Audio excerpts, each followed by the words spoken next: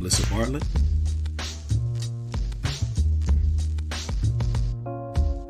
And your boy, Kerry Digsby. It's your show. So tell us what you want to talk about. It's the At the Round Table podcast show. All right. Good evening, everybody. Hope y'all doing well. Man, we are back at it again. And you know what? It's about to be amazing because we got our queen in the house tonight. Without further ado, it is Melissa, Miss Pitbull Bartlett. What's going on? My bro, I miss y'all so much. Yeah. ATRT family, miss you so much. Feels good to be back. Feels good. Absolutely. What's been up? What did I miss? Oh, man. Let me tell you. We have tried our darndest to hold down the fort while you were doing your thug thizzle out there. And I would have to say, I think we did pretty good. We did pretty good. But now that you're here, you're here. Our man A Money Biddle, he is out handling some business now himself. So, of course, the show is still going to rock on, especially with Melissa in the chair. Oh my goodness. Y'all know how she do. She be dropping some golden nuggets. So, yeah. But yeah, so at the Roundtable Podcast Show, people, y'all know who we are. Adrian Biddle, Melissa Bartlett, and myself, Kerry Digsby. If you get a chance, please share the show on social media right now. We're on Facebook Live right now. We're actually on YouTube Live as well. So if you can, tell a friend, tell a fam, and tell everyone, because this is going to be a very good show. Definitely going to be a very good show. Let's see if anybody. Oh, it looks like they're trying to come on in and stuff. So Melissa, what's been going on?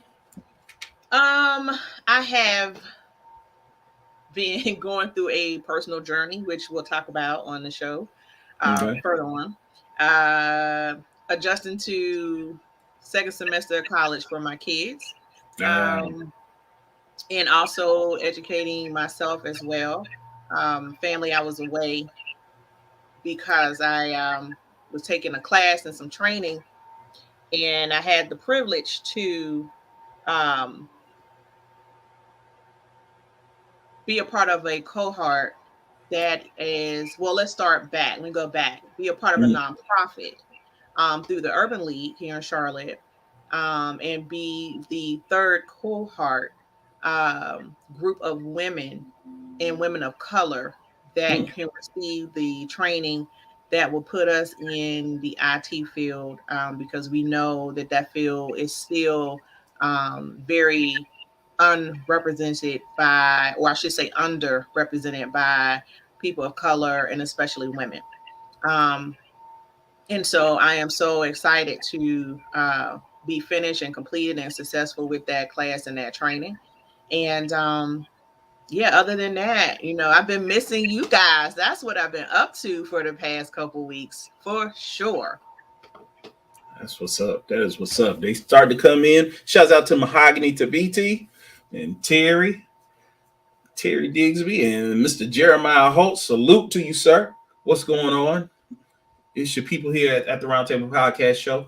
If you get a chance, again, tell a friend, tell a family member, tell someone, because this is going to be a very, very good show, and we want you to interact on this show. This is your opportunity to really let your voice be heard, because tonight's topic is mental health. Mental health. No need to sugarcoat it. No need to make it flowery. We're going to talk about mental health, and we want you to share your mental health journeys, your pitfalls, things you've learned as well, because I think it's really needed now more than ever to go ahead and just open the doors. Let's talk about the elephant that's in the room, mental health.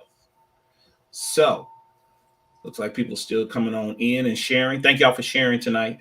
Pitbull, I'm gonna go ahead and let you start this thing off, because you shared some stuff, and I think we'll definitely share our viewpoints and our journeys. But I want you to definitely share, because it really touched me when we were talking. Well, sure. So family, I am on my journey for me, or Melissa's journey back to Melissa. Um, it is crazy that mental health is our topic today, because the guys have been handling the show and coming up with topics and what they're going to do. So when I saw that Carrie sent the title and the topic, I was like, oh, and I had to let them know. Um, while I've been away as well, myself, I'm currently in maintaining and regaining my mental health. Um, I've had a lot of things that happened, some life changing events that has happened in my life. And so I feel like we as African Americans and women, really of all kinds of races and ethnic backgrounds, we tend to take responsibility for everyone but ourselves. And when things happen to us and we process, or we pause it and don't process it, we make sure that we are setting up our bodies to be on a delay. And this is what I was sharing with Carrie. I feel that doing that over the years, even from being a little girl, all the way up through being, becoming a woman, when you are always taking care of other people, taking on the responsibility of other people, you forget that you have to take care of yourself. And when things happen, because you're taking care of somebody else, you start to suppress. You start to sweep it under the rug. Oh, I'll just deal with it later. Oh, that's not that big, or I can't think about that right now. These are some of the things that we verbally or say it out loud to other people or to ourselves. And then you're making your body form a behavior of delay, whether it's in processing emotions, reacting to some emotions, and it's going to eventually short circuit your brain, the heartbeat of what makes us feel and function. And so, me myself, that's what happened to me. Um, I have been diagnosed with depression and anxiety. I'm currently in therapy for it, and I have a light prescription as well. I posted on our page, having Jesus and it, but you need a therapist too. Um, there's no secret on this show that we are believers. However, it's okay to seek something outside of prayer. Okay, um, because prayer helps feed your soul, but you need something that's going to take care of those physical things right now, and that's where the therapy come in. And so I feel a lot better, because I'm one of those people who people go to. I got the answers. I'm the one that people say I need help. I'm the one that make myself available for help.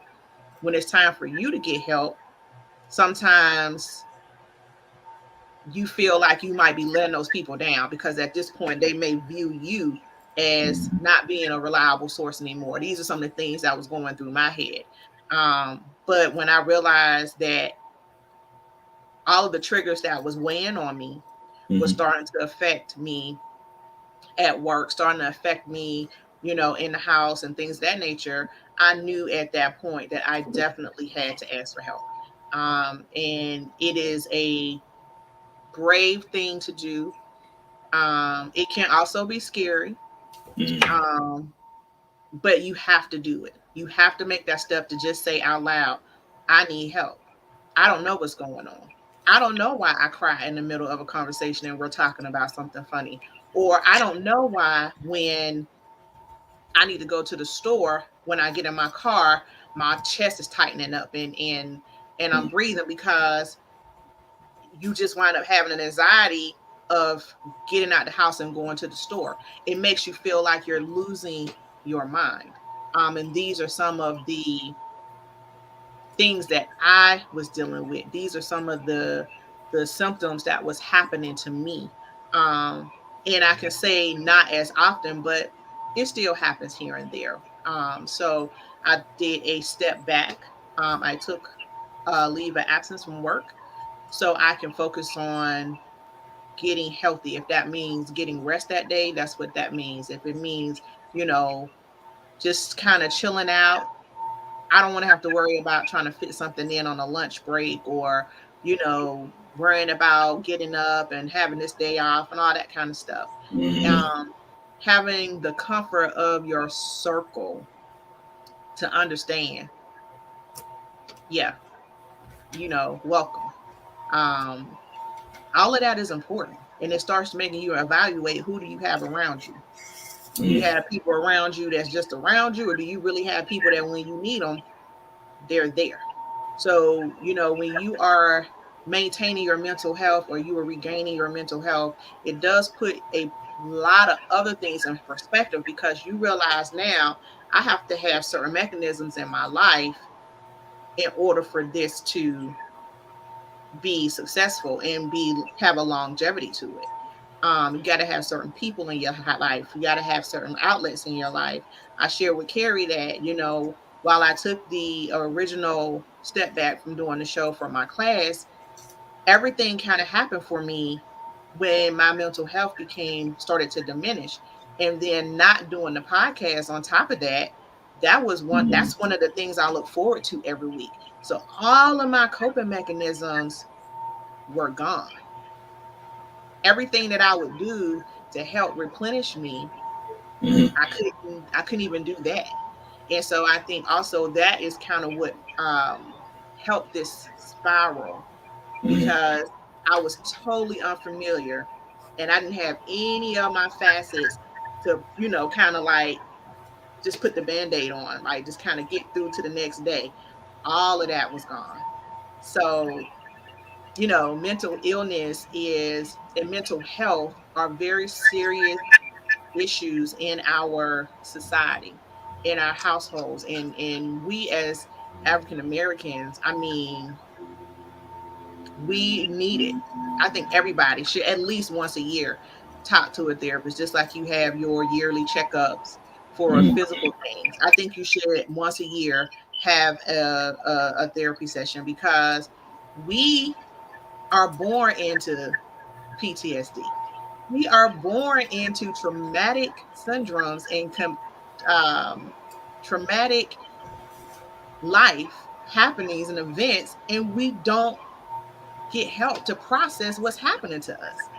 We deserve to have therapy as just in regular life, from seeing Mm-hmm. our kings murdered and our queens murdered and our children murdered, to seeing how someone can literally right now fight voters' rights against your right as a citizen. I mean, school system, if you got kids in the school, and then put that on top of the pandemic, on top of already having struggles about your children's school, like trying to figure out how they're going to have a laptop when you don't have Wi-Fi. Like, I mean, you have a whole set of other stuff Mm-hmm. than the other part of society. And you gonna tell me that you don't need to talk to somebody? Yes, you do need to talk to somebody. Absolutely need to talk to somebody. But I don't want to ramble. If we got anybody commenting, bro? Oh yeah. Charlie Tooze had just noted, she had said herself, she's I have anxiety and depression too. I refuse to let it have me though. Keep glowing. BBFF. And then she noted, let's not forget, higher functioning suffering may go undetected. And that is a very, very good point that you mentioned, sis. Um, I'm sure everybody has heard and watched on the news, former Miss America, Miss Christ. Former Miss North Carolina. She, you know, which a lot of people could not believe. A lot of people could not believe that she would take her own life. But her mother just recently said that she was actually suffering and dealing with depression. And that's the thing that a lot of times I think a lot of people don't understand. We as people take for granted when we see people in certain positions and they're just like high octane, making things happen, powerful, wow. First thing somebody says, man, I wish I were you. Mm-mm-mm. Can I interject real quick, bro? Go ahead, sis. Because you've been around me. You know what I'm saying? We don't say this is for slang. This is like my brother, okay? Mm-hmm. So he knows me. And I can just be transparent and tell you, at the times when I'm acting the silliest and I'm the most animated, were some of the times that I was hurting the deepest. Mm-hmm. Amen. And a lot of people don't understand that because it's that mask many times people put on, and we assume that everything is all right. We see the outside, but we don't know the inside. We don't know what that person is going through and suffering. And oh, hold on one second. We got another. Okay. So Terry just said, fellow sufferer of depression and anxiety, I made a personal choice not to medicate so that I can breastfeed my children with no worries. Last year was supposed to be my year to focus on me. Was so excited to have surgery. Found out on the table I was pregnant. I had an episode right there at the hospital. I was depressed for months. I would never have abortion, but I honestly thought about it. I snapped out of it, but it was hard. I wasn't okay until about 6 months into my pregnancy. She said, however, 2022 is officially my year. Had my surgery last week and plan on sharing my journey. I put my first biz on the back burner so I can focus what's on my heart right now. Um that is so important. And I was just sharing with Mel right before we got on the show, and she echoed those same sentiments that, when people are going through that, it's not being selfish. What's being selfish is not actually communicating. I think we as a people have had so many times we've been how you say it, we've been taught We've been not taught to. to survive life and not live. That's it. um and it's sad that we're put in that position in which we have to push ourselves down to lift someone else up. And then when the situation happens, somebody snaps, somebody takes their own life or whatever, then all of a sudden people are like at all, and they don't understand, well, why didn't they tell us? Why didn't they communicate that? Um Sometimes our actions alone are cries for help, or asking for someone to interact. Um Hey, Dina, what's going on? She said, yes, masking the hurt and the pain. I think about having the circle that I have Mm-hmm. to be comfortable enough to say, "Hey, I am working on my mental health right now," um, and even how scared I was to even do that. And I know I have a circle of people who love me. Mm-hmm. You have to think about a lot of people. I don't care how many people they know, they don't have a circle of comfort to say, "Hey, I'm working on my mental health. I need help." And I can just feel, even heavier, because if I know how I felt and I know I have people who, care, for those people not to have that. Yeah. Yeah. Charlie said, I am high functioning and I'm often told, don't claim that. I always say what your right mind makes you say that I would. A chemical imbalance in my brain by choice usually ends the inquest and also ends the full support. Good point. Very good point. Dina said, these conversations need to be normalized. So many suffer silently. I was reading an article not too long ago about mental health, and one of the things that this particular organization talked about is, and they gave it as an example, um, when you have diabetes, when you have cancer, when you have any type of disease or any malady of the physical body, you will identify it and you will find those that will actually help you. You go find the experts to take care of your physical body. But when it comes to your mental aspect, we tend to get quiet and we tend to not say anything because it makes it seem as though we are weak. And we've got to get out of that mode of thinking. So I'm glad you said that, sis. Daryl, what's going on? Daryl Cook. Daryl says sometimes it's your own circle that will downplay how you feel when you choose when you do choose to express yourself. Good point, Daryl. Thank you for joining us, and thank you for saying that, bro. That is very important. And I know Mel wants to say something about that. And that's when I said that it helps you start to reevaluate who really you need to have in your circle. So Yes. Daryl's absolutely right. But after that happens, I'm pretty sure you're going to start understanding, yeah, I don't need you that close to me. Charlie said, like, who signs up for someone to discredit your mental health because they can't see your ailments? Amen. Our society has shamed mental health to an extent. You know what? That's true, sis.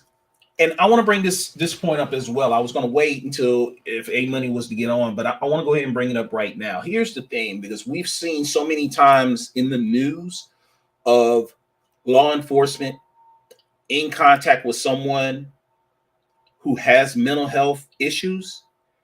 And a lot of times when those situations happen, it ends up with a loss of life.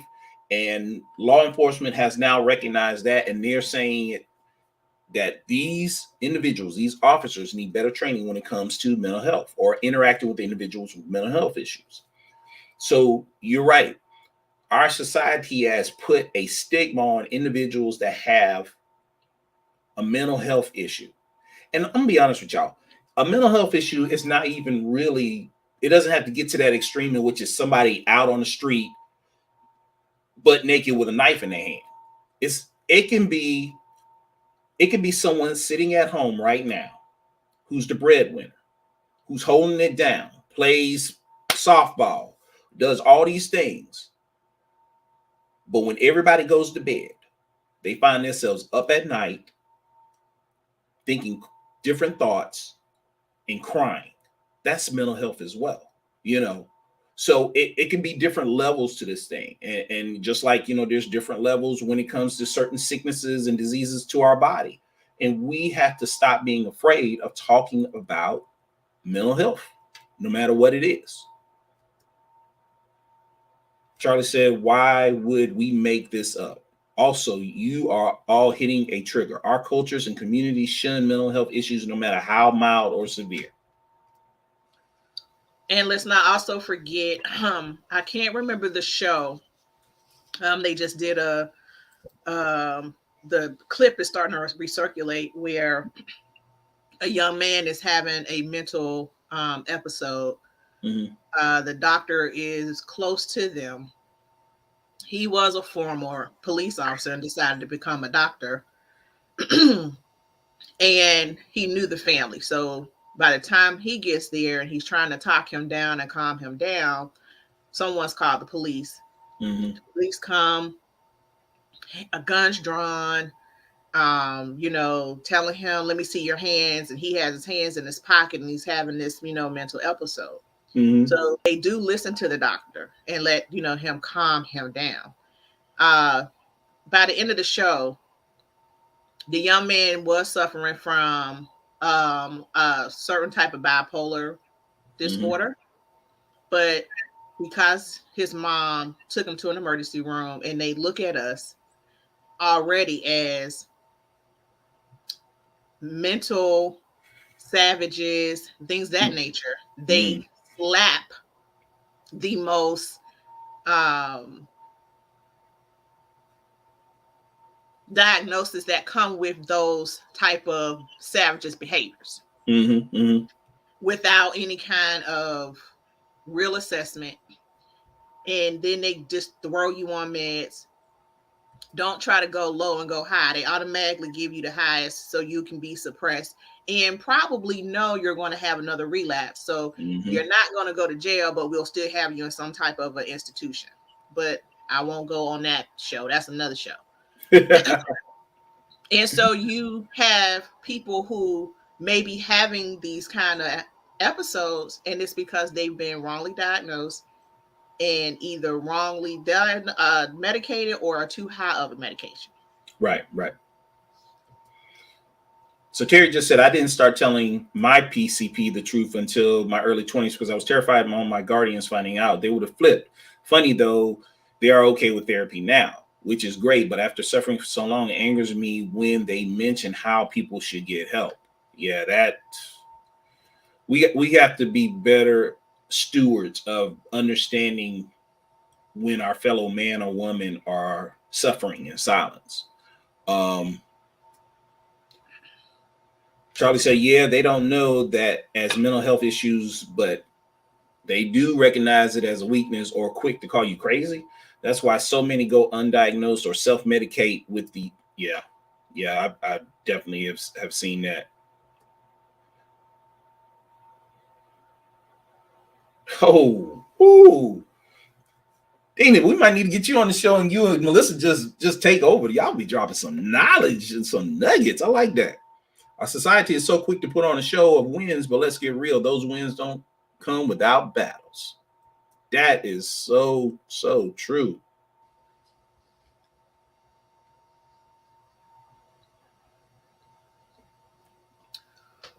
Dina Renee as a male, if the truth be told, I've been there too. But when you try to tell others, you are looked at as weak and told to get over it. And Daryl, I saw something online where it says we teach our sons to shut up and not cry. Mm-hmm. It said something about shut up and not cry, quit whining, don't be soft. Yep. But you don't. But that's what you do as a man. You show your anger. So it like had this guy with his fist up, and I looked at that because you grow up under what you hear. And I Mm-hmm. had to relearn and retrain my brain about so many different things. Mm-hmm. Um, boys don't cry, you know, but yes, it's not about being a boy. You're a human. That's it. Humans cry, you Mm-hmm. know. Um, you get emotional, and Mm-hmm. there's still that stigma around, oh, women are so emotional. Honestly, men are more emotional than women because we have that little thing that God said, bloop, bloop, Mm-hmm. and we process our emotions, and men tend to show them quicker. Yeah. But we're the ones that say it, we're too emotional. We have to start removing these stigmas and retraining and relearning, our vocabulary and what it means for real, not what we were told by society and the neighborhood, retraining how we think and opening up to being transparent about your vulnerabilities. You Mm. have to. Terry said, now on the flip side, devil's advocate, I do feel like now it's being used as an excuse for bad behavior. Every time someone, especially a public figure, does something, it's the mental health card now. Unless you are mentally unstable, meaning you have no control, you are still responsible for your actions. Good point. Very good point. And I like when you said that as far as us being transparent, because that is something that, with Daryl, mentioning, um, men are being taught at a very young age to suppress their emotions, to not be weak, to be able to, hey, you a man, take it like a man. It's always that card, man, man, man. Like, like we're not supposed to cry. We're not supposed to connect. We're not supposed to love and even tell each other, like a man tell another man, I love you, because you're my brother. This is what you've done for me. These are things that it is unfortunate. And I think so many times what's happened, and I've seen it happen with young people as well, because when you tell a young person that, and then you wonder why they lash out, or when they communicate to you, they communicate in a way that can be destructive to either property, individuals, or even to themselves. And then all the questions start coming up. Why didn't they tell us? I can't believe that happened. My child did this. Yeah, you got to be better. Charlie said, I just made a post about we need to be more proactive about our men's mental health too. In my relationship consultations, I often ask, how can you ask an adult male to show you emotions or talk about feelings when they have spent the first 18 years of growing up being to mask, dent, or hide them. Ooh, we. Yes, indeed. And that is so true. Yeah. That is Daryl. Good one, Daryl. I'm glad you said that. Yeah. Suck it up. And I don't know if you've seen this or not, Daryl, but back in the day, when you did start crying, what's the first thing to say? You don't hush up, I'll give you something to cry about. So now they want to inflict pain on them. punishment. Punishment to mask the pain that you're going through with further pain. And you wonder why, how they act the way they do. And it's like, oh, I can't believe that's not how we raised them. We raised them to be such and such. Well, you have to think about what you raised them, first. Your fundamental behaviors are taught from age 2 in the beginning. A lot of people want to tell their boys or want to start trying to tell them how to be a young man because they're like 15, 16, standing up tall. And you teach young men how to be young men from the age that they can comprehend, which has been proven anywhere from 18 months, as young as 18 months. Right. You teach young ladies how to be young ladies. And really just you teach your children how to be good people. Right. You can't just start being around them and then because they're of age. Like who said that there was an age that you didn't cry? Like who said,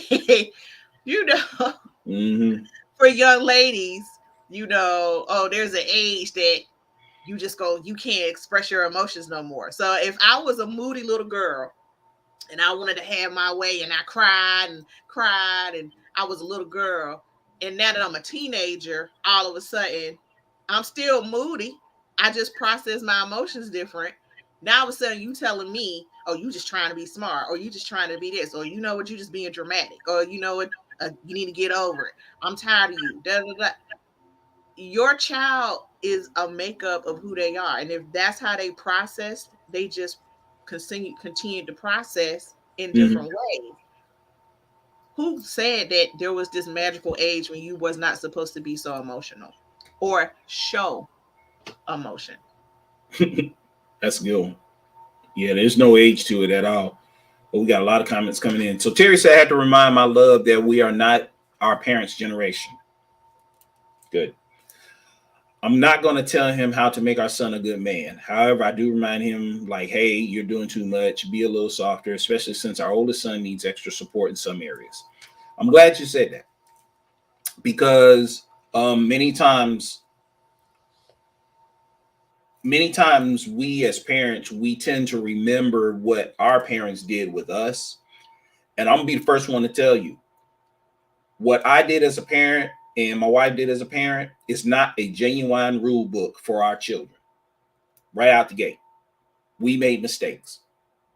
We're imperfect. So, and plus situations are totally different than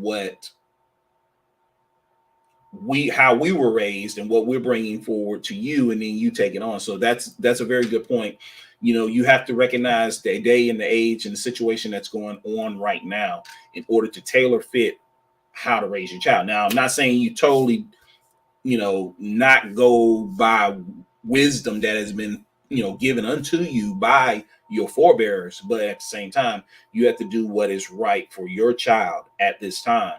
So yeah, and definitely keeping God first is very important as well.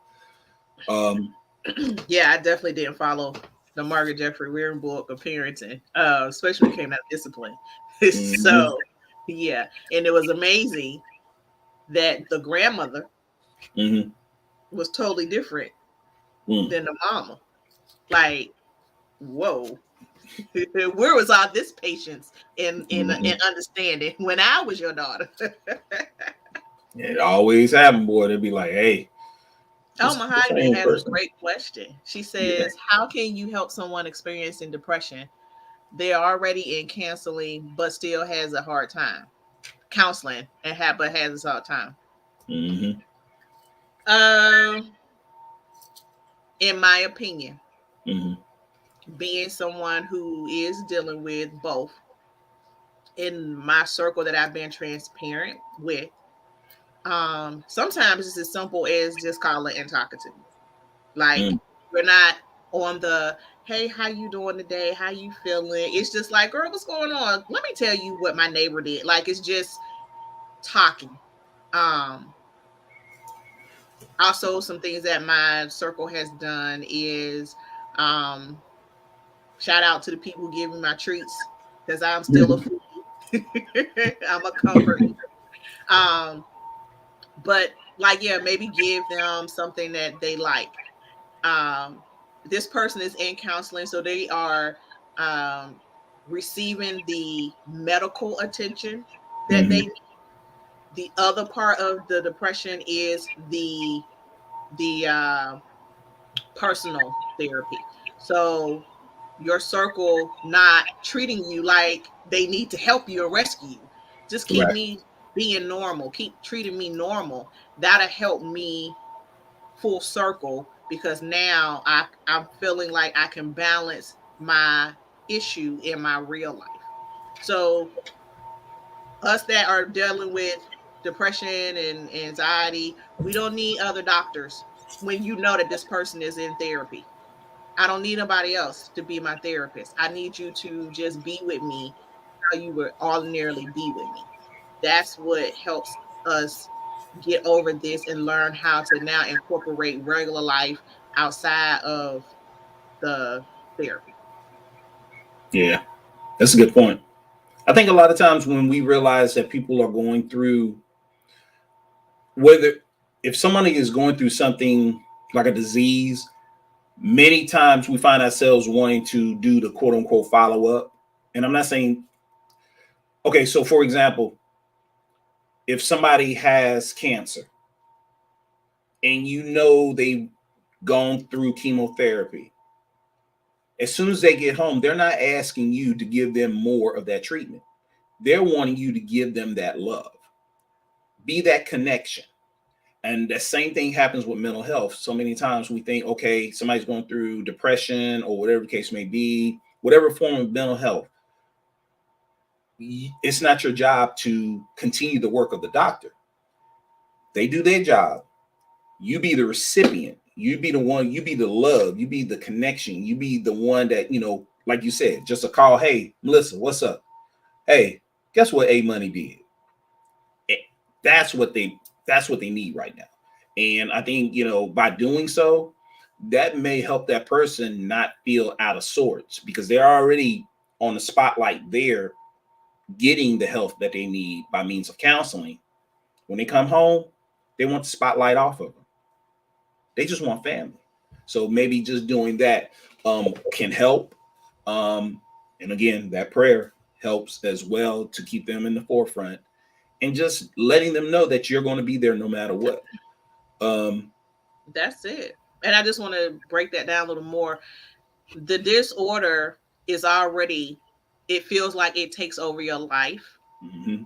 So to have any part of my life that I can feel that I'm a part of and I can enjoy, or even have some type of input or enjoy, control, I don't want my circle now letting that define me.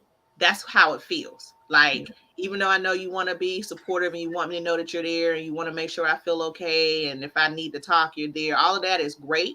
But now I feel like my disorder is defining me, because you don't have control when these flare-ups happen, Mm-hmm. So now you're feeling like it's just taking over your entire life. And the comments are coming in. Let's see if I can read all of these real quick. Y'all are on fire tonight. So Dina said, I think we as humans have really lost touch with being considerate of each other too. We are all fighting battles that the next might not understand or think they have the answer for. But for each individual, it's different in how they process things, especially if there are past traumas and such. I get so tired of hearing they are just seeking attention. This is why a lot of folks stay silent. Good point. Good point. Oh, Charlie Twos mentioned, she said, our mother's patience was in your grandmother, LOL. Your mother didn't fund it until she graduated too. Oh, Daryl, Good one, man. He said, even in relationships, most men feel like they cannot express themselves to their wife and or a girlfriend because they will look at them as weak, which goes back to my earlier comment about when you do try to express yourself to your inner circle, your family, your significant other, etc. As a male, you're looked at as weak. And again, because we were told growing up to suck it up or quit crying before I give you something to cry about, it is truly hard for some men to express themselves to others. It's true. And you know what? I'm going ahead and do I'm gonna do a shameless plug. I'm glad I got my wife because when I'm at my lowest, I don't even have to say anything. See, that's where it's very, very important. The communication sometimes is that unspoken communication. And it is unfortunate that we can't be those type of individuals that, if I hit my toe, I don't want to hear suck it up. And I don't want to hear, are you all right? It's like, what can we do to get you taken care of? That's the type of responses that we need to have, from people nowadays. Terry said, one of the many reasons why I hesitate sending my kids to school is bullying and mental health. I know what I went through, what my husband went through, and I know in a million times worse. I'm struggling with protecting their mental health as well as my own and my loves. Yes and no. I agree with you on that, babe. And I'm gonna say this. I'm saying this from this standpoint. Mental health is important, and how we interact with each other adds to that. So the kids need to interact with other kids, and that's why school is important, because they develop those skills and become societal awareness. They have to know how they fit in society.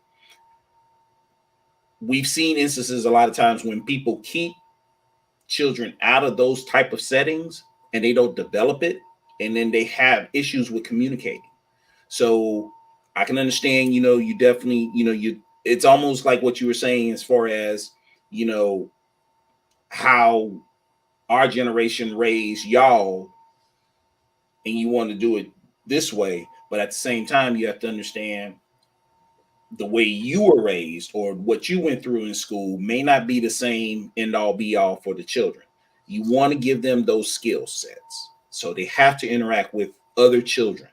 They have to interact with other adults.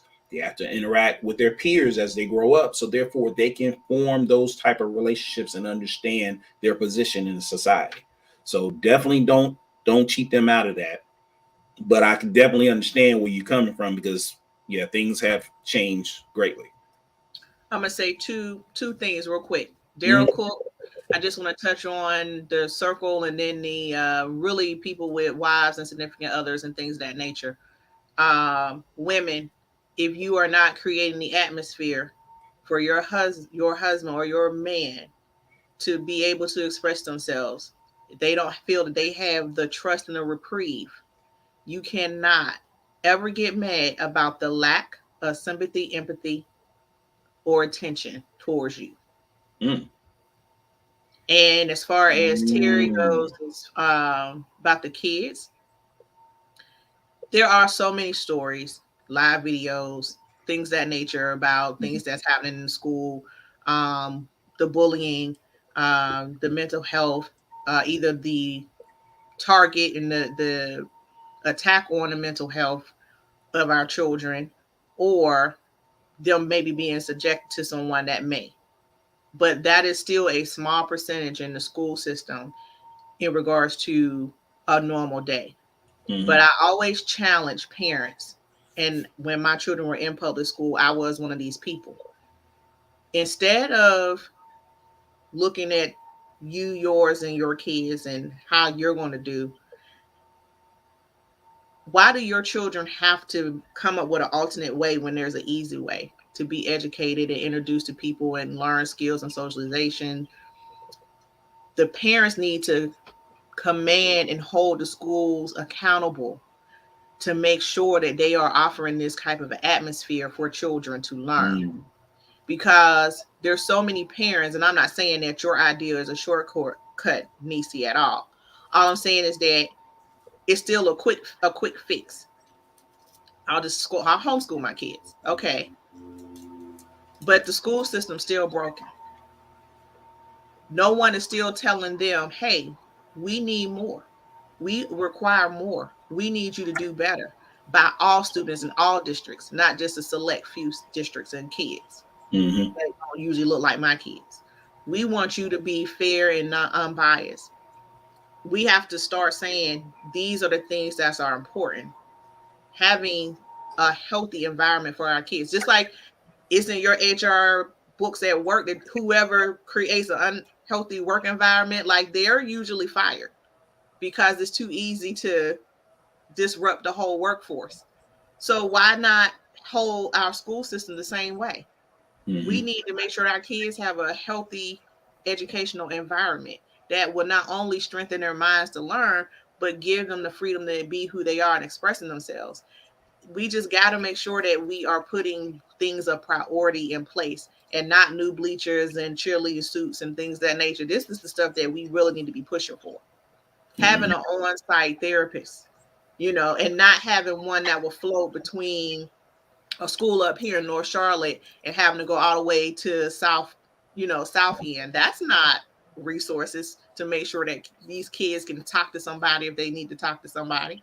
And Right. anybody who is in college or have kids who are in college that are going into psychology, let them know they're about to be paid. Because Mm. when we come out of this thing, honey, any and everybody, even the people who got pets, the pets gonna probably have to need some type of therapy coming out of this pandemic, honey. Mm-hmm. Corporations are going to incorporate. I don't know if y'all watch Billions. It was a show on Showtime. They had an on-site therapist in this building so people can come from work if they had a bad day, a bad call, or whatever. They could go and talk to her. This is going to be the new trend of our corporate America in the next couple of years because they're not going to have a choice because people Mm-hmm. who are being quiet now and being silent now, this is going to affect them for sure. Charlitude, she said, why I make sure in relationship consulting, I try to get them to change their communication, break the cycle. I also am trying to find the education to find a way to get the certification to help change that for women and men on how to relate differently than the way we were predisposed to. Yeah. I'm glad she said that communication. Yeah. I think that's the hidden thing. And I see Terry and Dina are actually communicating with each other. That's great. We love it when the family gets together and they start asking each other questions and having little side conversations. That's what we want.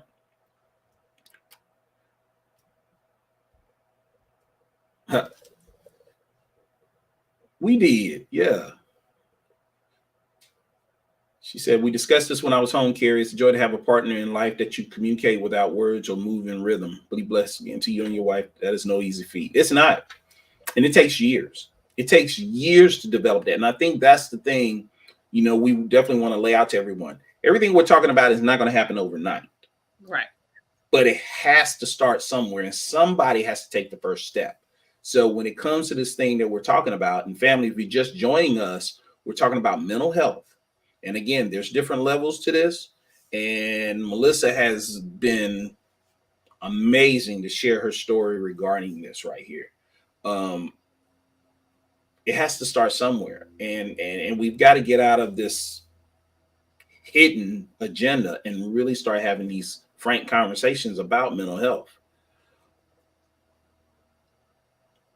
Terry said, I'm okay with interaction, but like dance classes or art classes, 8 hours a day is enough. I'm not ready for that. 8 hours a day, though, I'm not ready for that.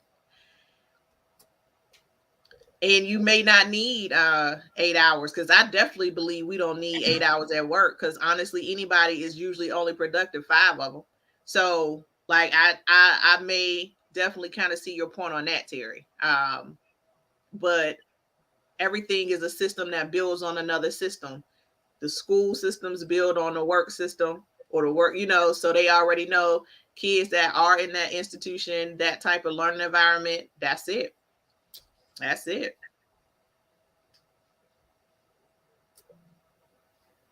So get a shorter work day, work week.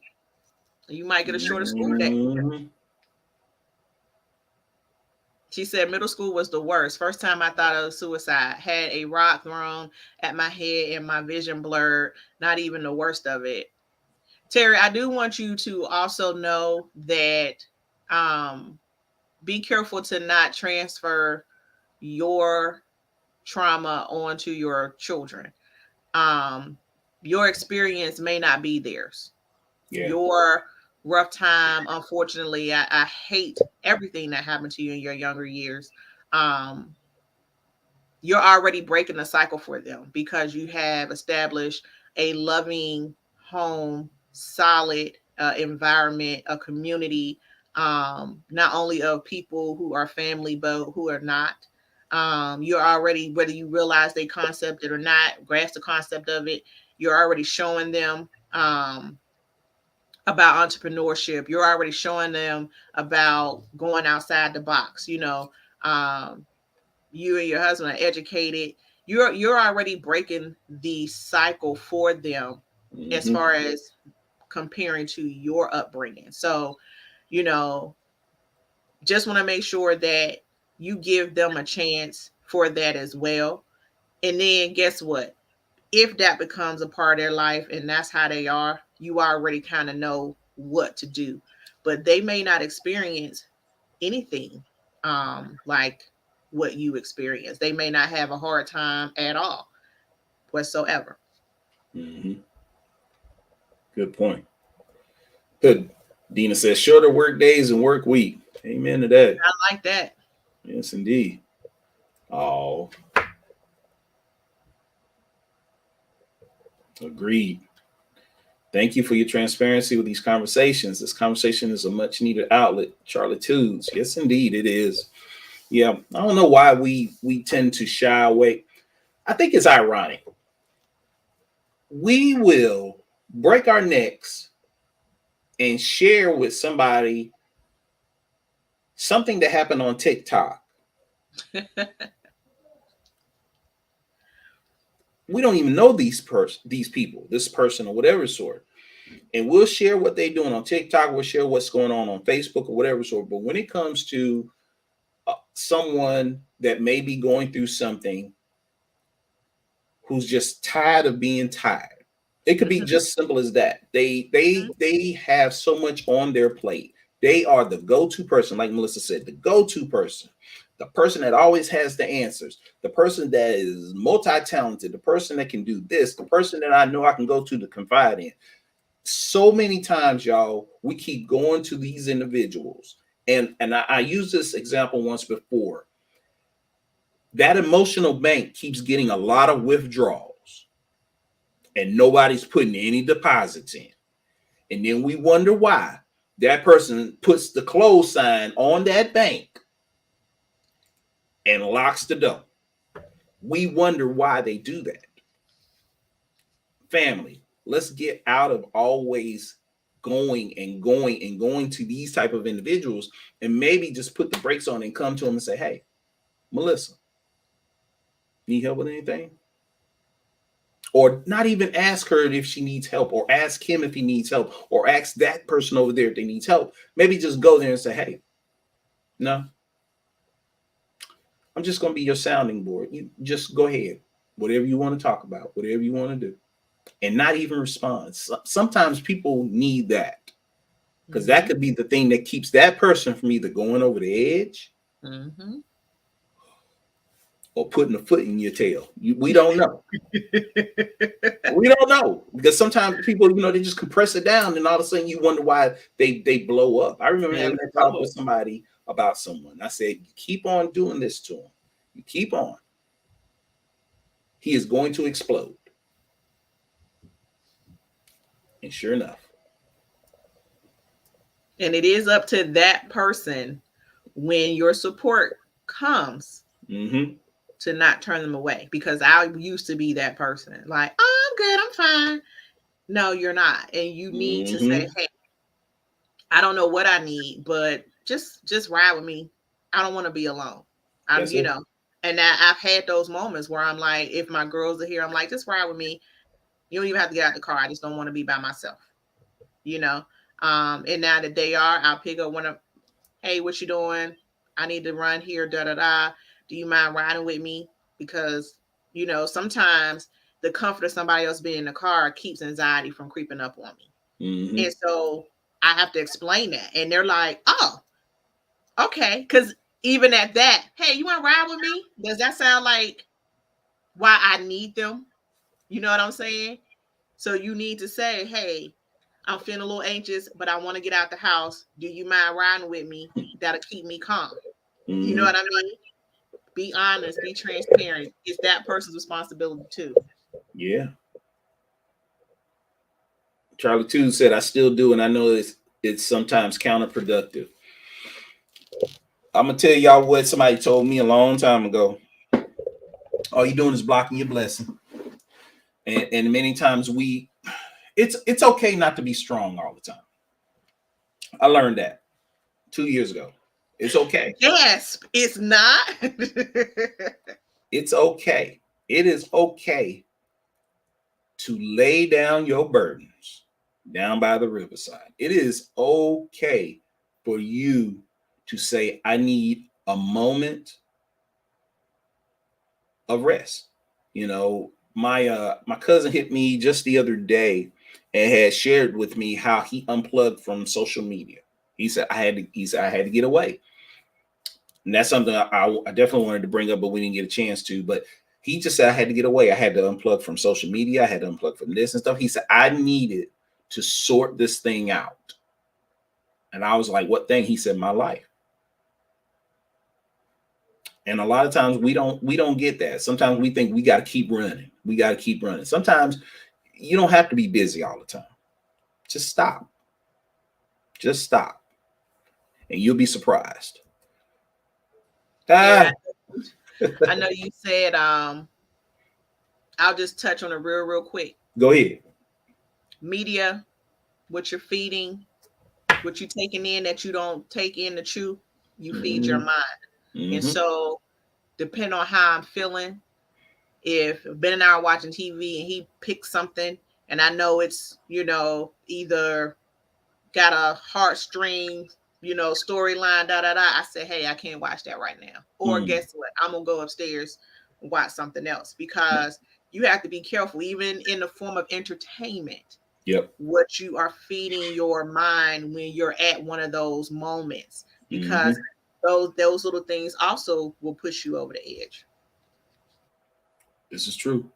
And it was funny too because there's a website that I had been reading upon. It's called Mental Health of America, and they said that as far as identifying the risk factors, and I was like, wow, that is deep. So to just already know those triggers before it happens is kind of helpful, and for your family members to also know those triggers is very helpful as well. So as someone who may be going through something, y'all, and you know it, there's no harm with sharing it and telling your family members. I would, if I knew there was something that would help my wife, and actually her and I just had a talk about this not too long ago. I was like, yo, let me know. Because that way, if I come across it, I'm gonna make sure I'm gonna block it from you. You know, so therefore you're not getting sideswiped or whatever. I think it's very helpful in regards to that. Hey Phil, thank you for joining us on At the Round Table. I just want to say, as I always do, and big you up as being such an awesome husband. Mahogany asked a question earlier. Mm-hmm. Another layer to that is not being in the way isn't really support. So you have some spouses, significant others, or friends who kind of just don't be in your way. Like they're there. They make sure that they don't crowd you. They ain't in your way, but that's not really support either. Like Mm-hmm.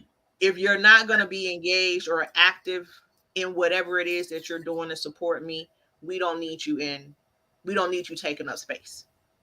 Because you have some husbands, some significant others, some friends that be like, I know they're going through something, and that what they know they're here they know I'm here if they need me. You might find yourself saying stuff like that, or Renee might be feeling a little weepy that day. And then, you're just kind of like, well, I'm going to stay downstairs. I ain't going to, mess with her because I know she in one of her moods. That's not really support. That's just you being out of the way. We don't need people that's just going to be out the way. Right. You're either going to be there for us or you're not. So I love how you are there for her right now because you're already thinking ahead and, getting a game plan. Like, what do I need to do to, actively engage in helping her get better? Mm-hmm. Yeah, it's helpful to listen too, because a lot of times, through dialogue, you get information that sometimes it's not just, if I ask you the question directly, you may sugarcoat it. But if we're having a conversation and then I start learning more stuff about what's going on, then I should be receptive to that. So the listening part of it is very important. And then that way you can go back into, your recesses of your mind and be like, oh, well, she said this, so let me do this or whatever. Daryl just mentioned this. He said, we stay busy so we don't have to deal with our circumstances or situations, and to help keep our minds off of whatever it is we may be going through. That can be good, and then that can be bad. I think this is my personal opinion, because a lot of times all you're doing is running away from the problem or the situation. I mean, you should stay busy to a certain extent, but not let it overtake and you not handle the situation or the problem at hand. That could be very dangerous, because again, all you're doing is you're letting it build up, and then you wonder why your response to somebody seems to be almost confrontational, or you're crying, or you shut down, you just don't want to deal with anybody or whatever. These are different things that may happen. So you have to address the situation. And again, it's just like this. If you can deal with a physical problem, you should be able to deal with a mental problem. You have to give it the same way. Dina said, we also have to be careful of listening to others, but end up carrying their burdens, create boundaries. Wow. You have to have a place to unload, Dina. If you take on that responsibility to listen to someone and you find yourself at that point burdened by what they've told you, you have to have a place to unload that, or you would then take on everything that anyone ever shares with you.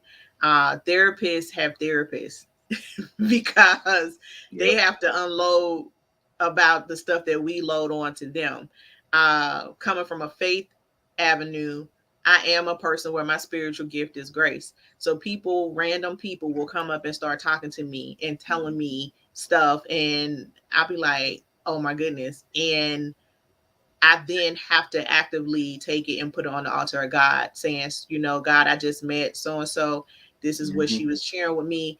I'm unloading it off of my heart and I'm giving it to you. That is what I pray, and that is all that I say.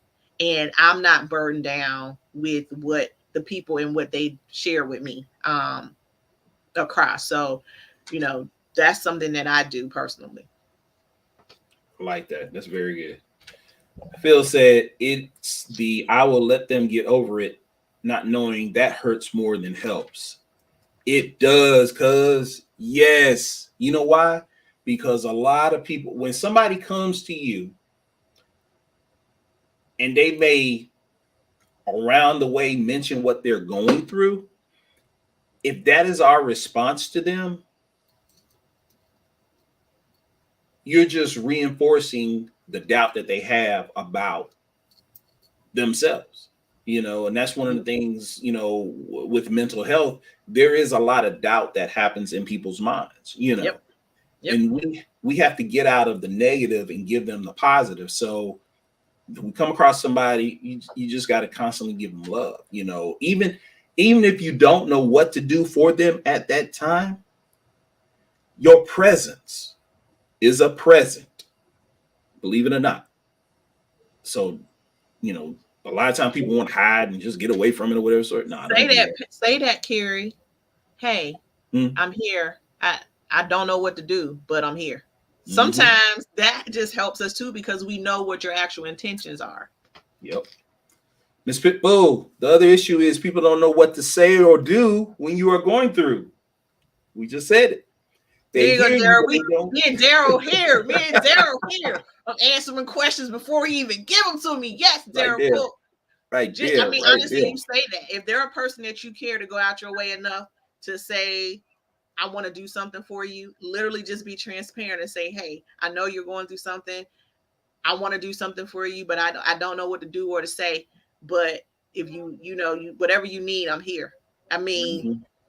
I would take that as you buying me dinner. Like that, you don't know how much that means because number one, you get to a place of feeling like no one cares. And so now you're dismissing that, hey, somebody does care about me, you know? Um, yeah, it's not hard. Society has us thinking it's hard. It's really not that hard. It's not. Just be transparent, communicate, be honest with the person, and be engaged. And that person would honestly, truly um, love it and receive it and be so appreciative of it.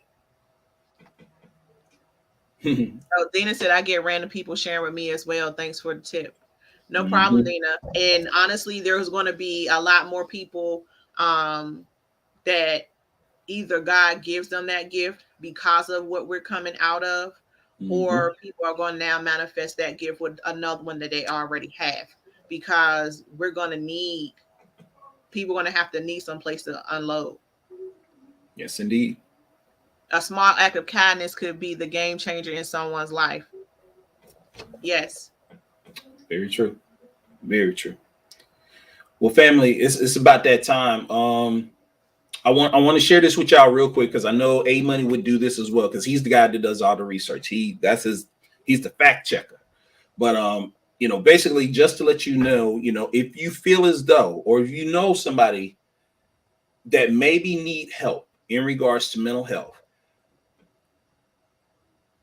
talk to them, be available. But if you just don't know what to do, mentalhealth.gov has a plethora of resources that are there that will allow you to understand what's going on somewhat or help point them in the right direction. So definitely go there, mentalhealth.gov, in order to see what resources are available for that friend, that loved one, or even for yourself. Make sure you can check that out. Thank y'all for joining us tonight in regards to the show. Shouts out to Melissa. I can't say it enough. The fact that she came back on the show, ready to go and address this situation, this topic with the grace and the power that she has. Thank you, sis. I appreciate it. We appreciate you. You know. I appreciate y'all. I appreciate y'all. I also add University Psychological Association, associates, I'm sorry, .com. Definitely go there. And for those who are having physical symptoms due to your mental health, there's a book that my therapist had me reading right now. It's called The Body Keeps Score. Mm. And it's by Bissell Van der Colt. And I'll put it in the chat so we can add it to the comments. And basically, it is teaching you how your mind, your physical state, everything works together. And then we were talking about having the ability to identify triggers. This will help you start to identify triggers as well because your body is going to tell you, hey, I didn't Mm. like that, or hey, this is making me feel uncomfortable. So again, the name of the book is The Body Keeps Score. And it is so far a really good read. I feel more in tune in regards to listening to my body and what's going on. Shouts out to Charlie Toods and everybody for chiming in tonight and being a part of this discussion. If you get a chance, watch the show again if you need that information regarding where to go for mental health support, the book that will help you as well. And also share this show because one of the things that we're trying to do is we're not trying to do shows that are a lot about glitz and glamour, but stuff that our family, RT family, can benefit out of and can share. So if you get a chance, share the show, look back over the show, take notes, get that information to help yourself out. And we look forward to seeing you guys next week once again. Oh, haha. Shared already. Thank you, sis. We appreciate you. Well, that's it for us. Melissa Bartlett came back and knocked it out the park once again. That's only because I had my bro with me. I can't hit a ball out the pocket if I don't have a good pitcher. So thank you so much for being who you are and doing what you do. Thank A Money, even in his absence, for still being A Money and coming up with things that are just phenomenal.